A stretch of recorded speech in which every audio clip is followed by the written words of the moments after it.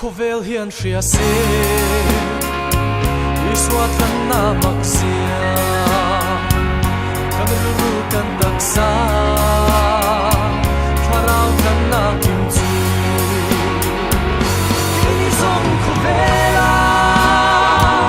singing on my life kan kasana tu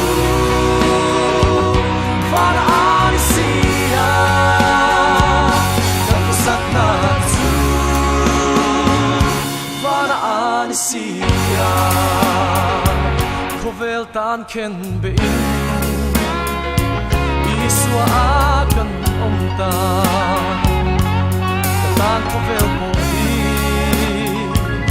khen be in na omta kini song khovela singing on my life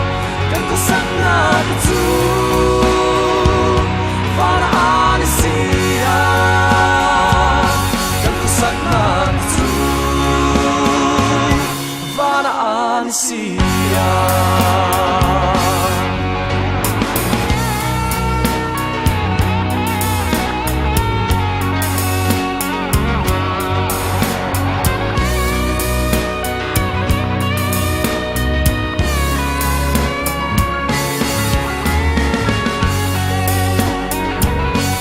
Thiana chuan mi sang khovel tan kan lo ni wang khole tui ni na nei tu te kan ni si keni song khovela singing on my life kan ta sakna tu fara anisia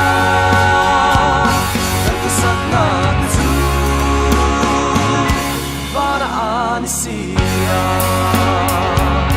kan kasana tu vana